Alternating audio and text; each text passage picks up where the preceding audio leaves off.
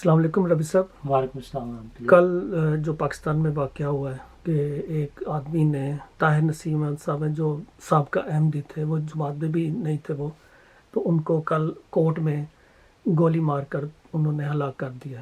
تو اس کے بارے میں آپ کیا سمجھتے ہیں کہ اسلام میں یہ جائز ہے کسی کو مارنا؟ پہلی بات تو یہ ہے کہ بسم اللہ الرحمن الرحیم، جو بھی اس طرح کے واقعات ہوتے ہیں وہ بڑے افسوسناک واقعات ہوتے ہیں، کیونکہ جس شخص کو بھی پتہ لگے گا وہ کبھی بھی اس کو پسند نہیں کرے گا، اور خاص طور پر یہ دیکھنا چاہیے کہ ان چیزوں کا غیر مسلم دنیا پر کیا اثر ہوگا، کیونکہ ساری دنیا میں یہ واقعات جاتے ہیں نا۔ آج کل تو جو واقعہ ہوتا ہے فوراً ساری دنیا میں پھیل جاتا ہے، تو ہر شخص کو یہ سوچنا چاہیے کہ میرے اس عمل کے نتیجہ میں لوگ اسلام کو اچھا مذہب سمجھیں گے یا برا مذہب سمجھیں گے، یہ سب سے پہلے یہ بات سوچنی چاہیے۔ بس میں تو سب سے پہلے یہ کہوں گا کہ اسلام کی محبت کے لحاظ سے، حضرت صلی اللہ علیہ وسلم کی محبت کے لحاظ سے ہمارا فرض ہے کہ ہم کوئی ایسا کام نہ کریں جو لوگوں کے دلوں میں مذہب سے نفرت پیدا کرنے والا۔ اگر ہم چاہتے ہیں کہ دنیا مذہب کی طرف آئے، اسلام کی طرف آئے، تو ہمیں پھر اپنا نمونہ دکھانا پڑے۔ دیکھیں ہمارے پیارے رسول حضرت محمد مصطفیٰ صلی اللہ علیہ وسلم کا نمونہ کیا ہے۔ آپ کو تو اللہ تعالیٰ قرآن شریف فرماتا ہے وَمَا أَرْسَلْنَاكَ إِلَّا رَحْمَةً لِّلْعَالَمِينَ، کہ ہم نے تو تمہیں تمام جہانوں کے لیے رحمت بنا کر بھیجا ہے۔ اب یہ جو تمام جہانوں کہا ہے تو کیا اس میں کافر شامل نہیں ہے؟ کیا وہ لوگ جو مذہب سے بالکل بیگانہ ہیں اور شاید خدا کو بھی گالیاں دیتے ہوں گے، نعوذ باللہ من ذالک، وہ سب شامل ہیں۔ اور ہمارے پیارے محمد صلی اللہ علیہ وسلم وہ تو دشمنوں کے لیے بھی رحمت تھے، وہ اب دوستوں کے لیے بھی رحمت تھے۔ اس لیے اس پہلو کو دیکھنا چاہیے کہ ہمارا کوئی فعل ایسا نہ ہو جو ہمارے پیارے رسول صلی اللہ علیہ وسلم کے نمونے کے خلاف۔ پھر آپ دیکھیں کہ آن وسلم جب طائف میں تشریف لے گئے تو وہاں لوگوں نے پتھر مارے، لہو لہان ہو گئے۔ فرشتے آتے ہیں، کہتے ہیں ہم کیا ان لوگوں کو پہاڑ اٹھا کر ہلاک کر دیں؟ تو آپ فرماتے ہیں نہیں، یہ نہیں تو ان کی اولادیں، اور ان کی اولادیں نہیں تو ان کی اولادیں آخر مسلمان ہو جائیں گی۔ اور دیکھیں خدا تعالیٰ نے واقعی سارے علاقے مسلمان کر دیے۔ تو یہ جب تک انسان کے دل میں پنی انسان کے لیے رحمت نہ ہو اور وہ دعائیں نہ کرے ان کے لیے اچھا نمونہ نہ دکھائے، کون مذہب کی طرف آئے گا؟ تو اس لیے جماعت احمدیہ کا طریق تو وہی ہے جو ہمارے پیارے نبی حضرت محمد صلی اللہ علیہ وسلم نے سکھایا تھا۔ باقی یہ جو کہتے ہیں جی توہین رسالت کی اور یہ کیا وہ کیا، میں ان کے لیے قرآن شریف کی ایک آیت آپ کو سناتا ہوں۔ سورہ النساء آیت نمبر 141 ہے۔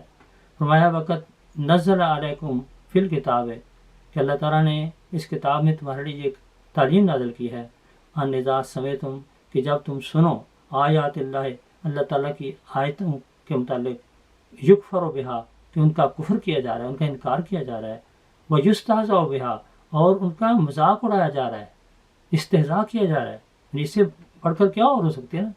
کہتے ہیں کہ اللہ تعالیٰ کی آیات، اللہ کے نشانات کا مذاق اڑایا جا رہا ہے، یہی ہے نا توہین رسالت کہہ سکتے ہیں آپ، یا توہین مذہب۔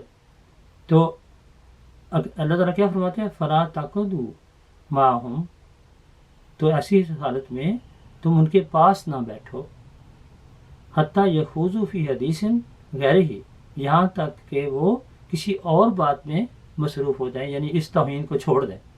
ہاں جب وہ توہین کو چھوڑ دیں پھر دوبارہ تم ان کے ساتھ بیٹھ سکتے ہو، لیکن جب وہ توہین کی باتیں کر رہے ہوں، مذاق تمہارے مذہب کے ساتھ، تو تم وہاں سے اٹھ جاؤ، یہ حکم ہے۔ فلا تقعدوا معهم، بس نہ بیٹھو ان کے ساتھ، لا نہ تقعدوا، تم بیٹھو، معهم ان کے ساتھ، یہ ہے تعلیم قرآن کی بس۔ اور فرمایا یہ بھی اس وقت تک جب تک کہ وہ ان باتوں کو چھوڑ نہ دیں، جب وہ چھوڑ دیں پھر دوبارہ بے شک تم مل سکتے ہیں۔ ایسے یہ نہیں کہ پرماننٹ ایسے لوگوں سے پھر کبھی بھی کوئی تعلق نہیں رکھنا۔ اور پھر لکھا ہے انکم اذا مثلہم، کہ اگر تم ان کے ساتھ بیٹھے رہے اسی حالت میں کہ وہ مذاق اڑا رہے ہیں، تم بھی ان کے پاس بیٹھے رہے، پھر تم بھی انہی کی طرح ہو۔ ان اللہ جامع المنافقین والکافرین، یقین اللہ تعالیٰ منافقوں اور کافروں کو جمع کرنے والا ہے، فی جہنم جہنم جميعا، سب کچھ۔ تو یہ ہے اسلامی تعلیم۔ اگر اس کے خلاف کوئی عمل کرے گا تو وہ سچا مسلمان نہیں کہلا سکتا۔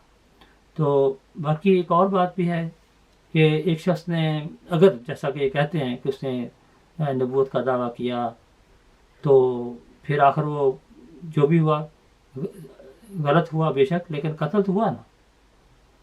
اب اس میں ایک بات سوچنے والی ہے، اور وہ یہ کہ قرآن شریف یہ کہتا ہے کہ وَلَوْ تَقَوَّلَ عَلَيْنَا بَعْضَ الْأَقَاوِيلِ لَأَخَذْنَا مِنْهُ بِالْيَمِينِ ثُمَّ لَقَطَعْنَا مِنْهُ الْوَتِينَ فَمَا مِنْكُم مِّنْ أَحَدٍ عَنْهُ حَاجِزِينَ. یہ سورۃ الحاقہ جو کہ 69ویں صورت ہے، چیپٹر 69، 69ویں صورت ہے، آیات 45 سے 48 ہیں. اس میں فرمایا کہ جھوٹا دعویٰ ارحام کرنے والا قتل کیا جائے گا. ٹھیک ہے.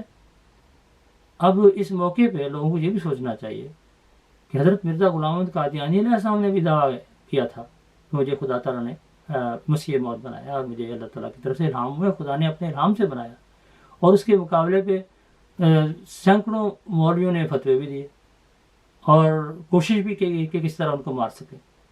لیکن چونکہ خدا نے یہ کہا تھا کہ اگر یہ جھوٹا ہوگا تو قتل کر دیا جائے گا، تو حضرت مرزا صاحب تو اللہ کے فضل و کرم سے باوجود مخالفوں کے فتوے اور کوششوں کے محفوظ رہے. اور یہ بھی نہیں کہ اپنے گھر میں بیٹھے رہے، انہوں نے سارے ملک کا تبلیغی دورہ بھی کیا. لاہور گئے، دہلی گئے، مختلف جگہوں پہ انہوں نے جلسے بھی کیے. سیالکوٹ میں بھی انہوں نے خطاب فرمایا، لدھیانہ میں خطاب فرمایا. ان کی کتابیں چھپی ہوئی ہیں، lecture Ludhiana, lecture Sialkot, lecture Lahore. تو مناظرے بھی باقاعدہ کر غیر احمدیوں کے ساتھ مناظرے کیے. تو یہ سب باتیں ہوئیں، لیکن خدا تعالیٰ نے آپ کو لوگوں کے ہاتھوں سے بچایا. اور خدا نے پہلے سے ان کو بتا دیا تھا کہ واللہ یعصمک من الناس، کہ اللہ تعالیٰ تمہیں لوگوں کے ہاتھوں سے بچائے گا.